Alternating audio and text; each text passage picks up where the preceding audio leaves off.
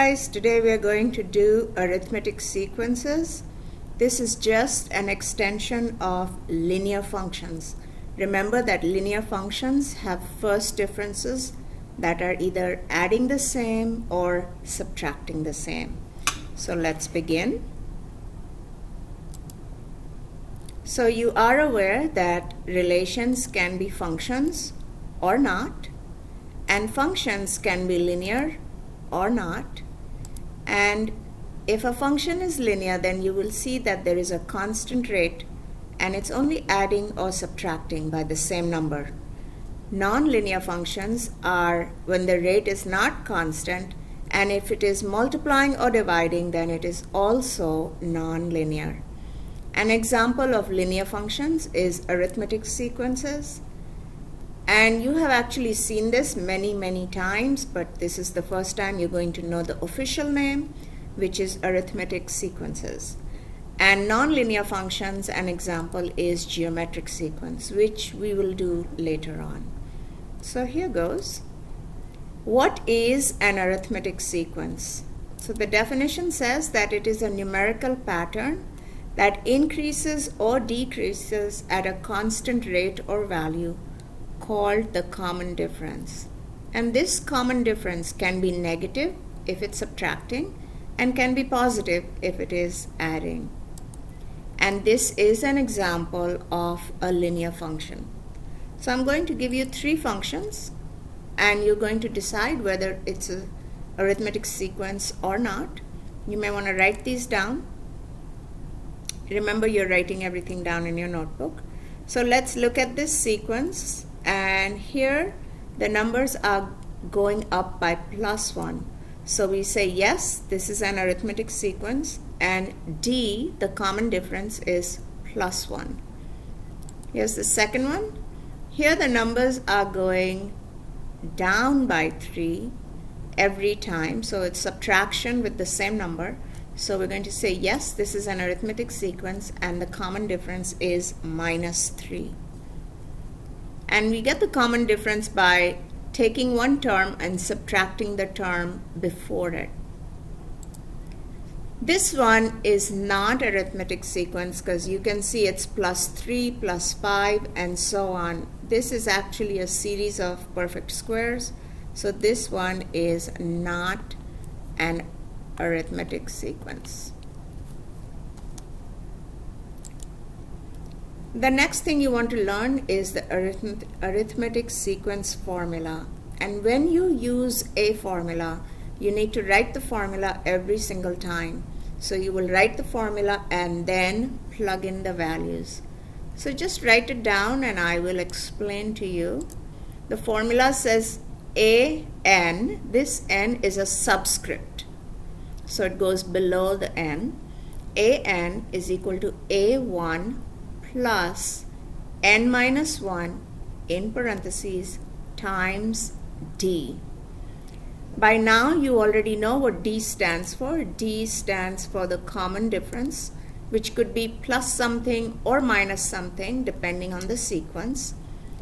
A1 refers to the first term of the sequence, and N is the nth term. So if you're looking for the 5th term, it's going to be A5.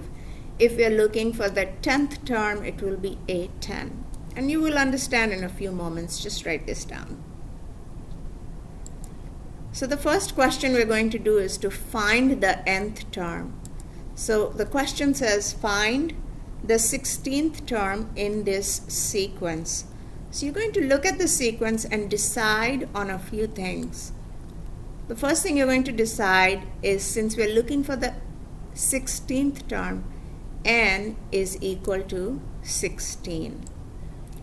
The common difference here is 10. I'm going to just put my pencil. It's 10 minus 12. So that's a -2. Basically, these numbers are going down by -2. So the common difference here is -2, and the first term, A1, the first term of the sequence is 12. So remember, to write down the formula first. So here's our formula. We're going to plug in what we know. We know we're looking for the 16th term, so A16 is equal to the first term, which is 12, plus n minus 1. N is 16, so 16 minus 1 times d. It's always a good idea to use parentheses, especially if you see negative numbers. So we have A16 equals 12 plus 16 minus 1 times negative 2. Please remember that this addition is the last thing you're going to do. Some of you are still not sure how to do your order of operations. So this gives us A16 equals 12 plus 15 times negative 2. A16 equals 12 plus negative 30, which turns out to be negative 18. This is telling us that the 16th term in this sequence is going to be negative 18, and that is your answer. So the next thing you're going to learn is how to write an equation of the sequence. So it says write an equation for the sequence and then graph the first 5 terms of the sequence. So this is our sequence which is given to us. So you're going to start off by writing the formula and filling out what we know. Since we are not really looking for an nth term, it's going to stay as an. The first term of the sequence is 7 plus, and we don't know anything about n, but the d here is plus 6.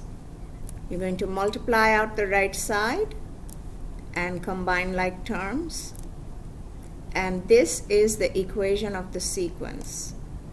And it says find the first 5 terms. We already know the first 4 terms, so when n is equal to 5, you can just plug in for n, and you'll get that the 5th term is 31. And now we're going to use all this information to do the graphing. And this is a little bit tricky, but you will understand. So graph the function. The first decision you have to make, what is your x and what is your y? Since we have a sequence of numbers, we are looking at the first term, the second term, the third term, the fourth term. So x is n and y is an. Basically that means the first term is 7, the second term is 13, the third term is 19, and the fourth term is 25. And you are also expected to find the 5th term.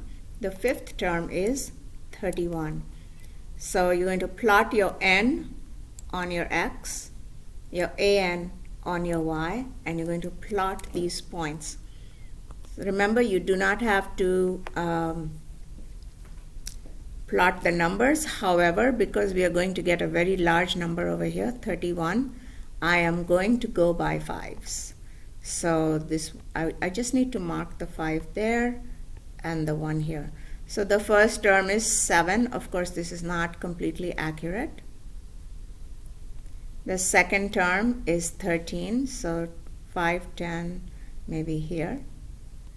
The third term is, this is 5, this is 10, and this is 20, and this is 30.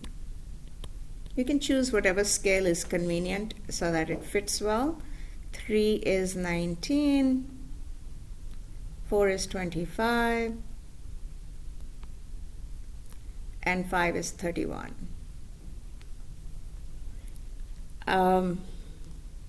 This graph must not be connected because there is no 1.5th term. So you're just going to leave your graph like this. If you did it right, you would get a straight line, making it linear, but the graph itself is discrete. I want you to see if you can try this question. What value of y will make this an arithmetic sequence? Give it a shot, pause the video, and see if you get the right answer. And that is it for today. I'll see you in class. Goodbye.